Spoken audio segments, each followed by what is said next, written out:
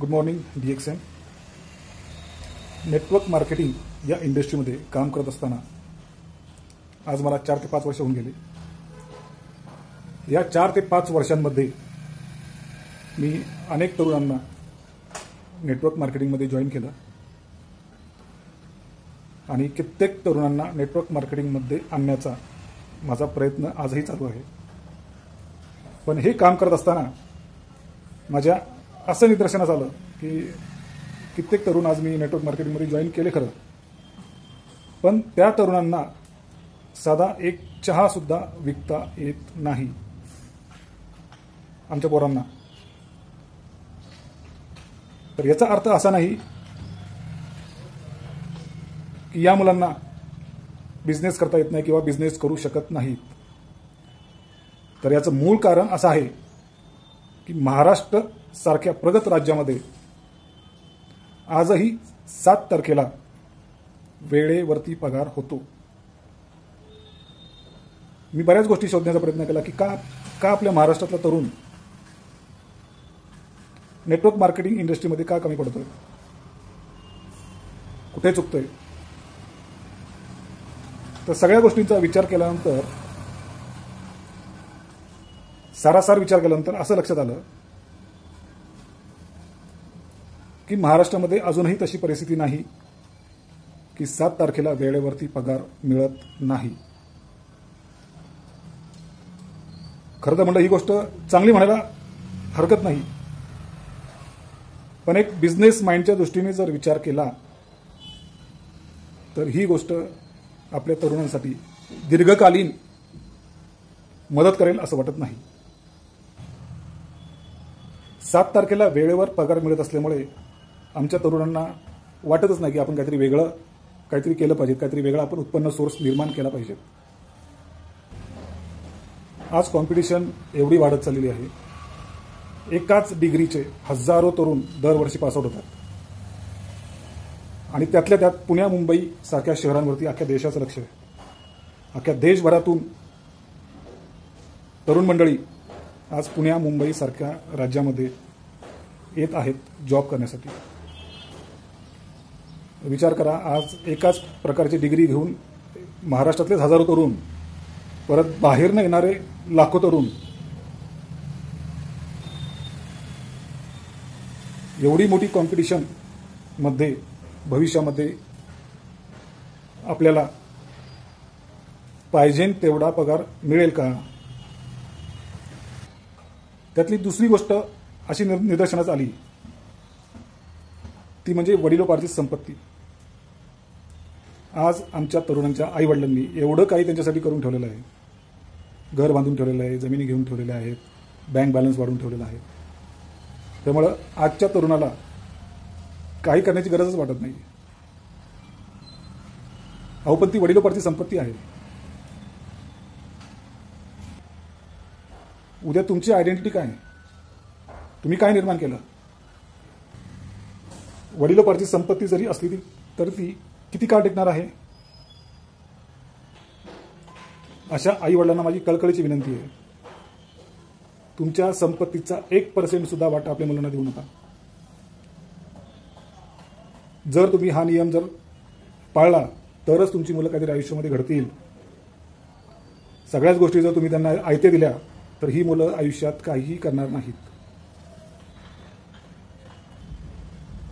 अशा मुलांचं भविष्य उज्ज्वल नसणार आहे. आज माझ्याही घरी करोडोची संपत्ती आहे. आज जरी विकली तरी एखादी जागवार, 4 दुकानांचे गाळे, 2-3 रो हाऊस सहज येतील. पण काय उपयोग याचा. तुमची आयडेंटिटी काय, तुम्ही काय कमवलं, तुम्ही तुमच्या मुलांना काय सांगणार. आपल्याच राज्यामध्ये आपल्याच लोकांना एखादी वस्तू विकायची म्हणलं तरी आमच्या मुलांना जमत नाही. म्हणजे कितीही वाईट परिस्थिती आहे. याचा अर्थ असा नाही की आमची मराठी पोरं टॅलेंटेड नाही आहेत. टॅलेंटेड आहेत, पण त्यांना अजून झळ नाही आहे कुठल्या गोष्टींची. कोरोना काळामध्ये आपण एवढे शिकलो. कोरोना काळामध्ये झाला का हो तुमचा 7 तारखेला पेमेंट वेळेवर. यातून आपण काय शिकला आहात. ॲक्टिव्ह इन्कमवाल्यांचे खायचे वांदे झाले होते.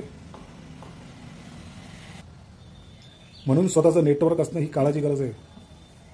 उद्या कोणतीही परिस्थिती जरी आपल्यावरती आली, जर आपलं स्वतःचं नेटवर्क असेल तर त्यातून आपण तरू शकतो. कोणावरही अवलंबून राहण्याची ही जी सवय आमच्या मराठी माणसाला लागलेली आहे ती आता आपण सोडली पाहिजेत. तिसरी गोष्ट अशी लक्षात आली की आमचा मराठी माणूस बोलतच नाही. त्याला काय प्रॉब्लेम आहे तेच कळत नाही. अरे बोला, काही पण बोला, पण बोला. बोलण्याचं कौशल्य तुम्हाला लखपती करोडपती बनवू शकतो. ही गोष्ट प्रत्येक मराठी माणसाने शिकली पाहिजे. ही काळाची गरज आहे. बोलण्याचं कौशल्य जोपर्यंत तुम्ही आत्मसात करत नाहीत तोपर्यंत तुम्ही मोठं नेटवर्क स्वतःच उभं करू शकत नाहीत. तिकडे 8 तास नोकरीमध्ये पण काय बोलत नाहीत. 8 तास आपली गपचूप मानाखाली घालून काम करत असतात. घरी आल्यानंतर पण तेच एकदम सायलेंट, कामाचं टेन्शन, बोलतच नाही आमचा माणूस. म्हणून नेटवर्क मार्केटिंग इंडस्ट्री ही का महत्वाची आहे? ही एकमेव अशी इंडस्ट्री आहे जी तुम्हाला ह्या सगळ्या गोष्टी शिकवते की जिथे कोणत्याही टीचरची तुम्हाला गरज नाहीये. माणूस त्यामध्ये एकदा पडल्यानंतर, पाण्यात पडल्यानंतर माणूस जसा पोहायला शिकतो तसं नेटवर्क मार्केटिंग इंडस्ट्रीमध्ये ज्यावेळेस माणसाची एंट्री होते आणि ज्यावेळेस तो मनापासून काम करतो त्यावेळेस ह्या सगळ्या गोष्टी ऑटोमॅटिक तो आत्मसात करतो. ही पॉवर आहे नेटवर्क मार्केटिंग इंडस्ट्रीची. करोडोची प्रॉपर्टी घरी असताना मी ह्या गोष्टी का करतोय? तर त्याचं एकमेव कारण असं की एक चीड आहे मनामध्ये की आमचा मराठी माणूस बिझनेसमध्ये का अग्रेसर नाहीये, का आमच्या तरुण बिझनेसमध्ये पुढे जात नाहीयेत. ज्यावेळेस आम्ही इतर राज्यांकडे बघतो त्यामुळे खरंच वाईट वाटतं. आज जरी पगार 7 तारखेला वेळेवर मिळत असला तरी भविष्यामध्ये काय परिस्थिती असेल ह्याची जाणीव अजून खरंच आपल्या मुलांना नाहीये. त्याच्यामुळे सतर्क राहा. कमीत कमी 1000 लोकांचं तुमचं स्वतःचं नेटवर्क असणं ही काळाची गरज आहे. तरच आपण या स्पर्धेमध्ये टिकणार आहोत. आज बऱ्याच टेक्नॉलॉजी आज मार्केटमध्ये येत आहेत. AI सारखी टेक्नॉलॉजी आज मार्केटमध्ये येत आहे. उद्या काय होईल त्याची शाश्वती नाहीये. आज आपला जॉब आहे म्हणून आज आपण आनंदी आहोत. उद्या एखाद्या टेक्नॉलॉजी बदलामुळे जर आपला जॉब जाण्याची वेळ आली आणि त्या टेक्नॉलॉजी व्यतिरिक्त जर आपल्याकडे कोणतंही कौशल्य नसेल तर तुम्ही ह्या स्पर्धेमध्ये कसे टिकणार आहात याचा कधी आपण बारकाईने विचार केला आहे का? असेही तरुण आम्ही बघितलेले आहेत की शॉर्टकटमध्ये मागे पैसा, वडिलोपार्जित पैसा असतो, तो पैसा उचलायचा आणि कुठल्याही प्रकारचा अनुभव नाही त्या व्यवसायाचा, कुठल्याही प्रकारचं नॉलेज नाही, नुसतं पैशाच्या जोरावरती एखादा बिझनेस टाकायचा आणि मग 6 महिन्यानंतर असं कळतं की जो बिझनेस टाकला तो बिझनेस पण गायब आहे आणि ती व्यक्ती सुद्धा गायब आहे. असा बिझनेस होत नाही मित्रांनो. त्यासाठी शून्यातून सुरुवात करावी लागते. बारीक बारीक गोष्टी शिकाव्या लागतात. आज तुम्ही कोणत्याही किराणा मालाच्या दुकानात जाऊन बघा. गुजराती मारवाडी लोक 2 मजली त्यांचं दुकान असतं. वरच्या मजल्यावर एक माणूस कंटिन्यूस उभा असतो. खाली 3-4 माणसं पळत असतात. एक ऑर्डर दिली की तो माणूस लगेच पळत जाऊन एखादी वस्तू परत आणून साफची करत. शिका जरा, ह्या लोकांकडून आपण शिकलं पाहिजे की कशा चिकाटीने कोणत्याही बिझनेसमध्ये हे लोक काम करत असतात. नेटवर्क मार्केटिंगमध्ये सुद्धा ह्याच गोष्टीची गरज आहे. चिकाटी, हार मानायची नाही कुठल्या गोष्टीत. सेफ झोनमधून बाहेर पडा. सतर्क राहा. आजूबाजूला जे काही चाललं आहे त्याचा अभ्यास करा. नोकरी करत करत एखादा स्टार्टअप का असेना, एखादा नेटवर्क मार्केटिंग बिझनेस का असेना, वेळात वेळ काढून, सुट्टीच्या दिवशी वेळात वेळ काढून तुम्ही निदान चालू तरी करा. पॅसिव्ह इन्कम प्रत्येकाला जनरेट करता आला पाहिजे. किती दिवस नोकरीवरती अवलंबून राहणार आहात? वयाच्या 50 नंतर काय?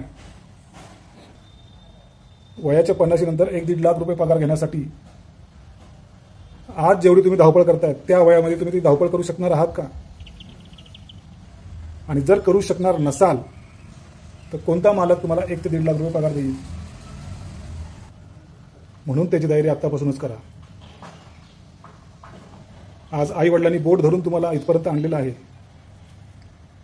आता ते बोट सोडा, त्यांची प्रॉपर्टी पण सोडा आणि तुम्ही स्वतः शून्यातून काहीतरी निर्माण करा, तरच लोक तुम्हाला किंमत देतील.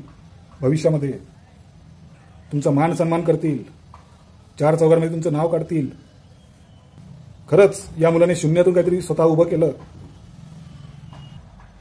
नोकरी करत करत जर तुम्ही बिझनेस केला तर नोकरीच्या इन्कम बरोबर बिझनेसच्या इन्कमची साथ तुम्हाला लाभेल. तुमचा पर कॅपिटा इन्कम वाढेल. प्रत्येकाचा पर कॅपिटा इन्कम जर वाढला तर राज्याची प्रगती होईल. प्रत्येक राज्याची प्रगती झाली तर देशाची प्रगती होईल. नुसत्या नोकरीमध्ये स्वतःचीच प्रगती होत नाही तर देशाची प्रगती तर खूप लांब आहे. त्यामुळे प्रत्येकाने घरी आज निदान हा एक विचार तरी करा की आपलं स्वतःचं काहीतरी अस्तित्व असलं पाहिजे, स्वतःचं काहीतरी नेटवर्क असलं पाहिजे. प्रत्येक मराठी माणसाचा एक छोटा का होईना एक बिझनेस असला पाहिजे. यातच आपल्या मराठी माणसाचं कल्याण आहे, आपल्या महाराष्ट्राचं कल्याण आहे. बस एवढंच मी आज तुम्हाला सांगतो. व्हिडिओ जर आवडला तर नक्की लाईक करा, शेअर करा. जय हिंद, जय महाराष्ट्र.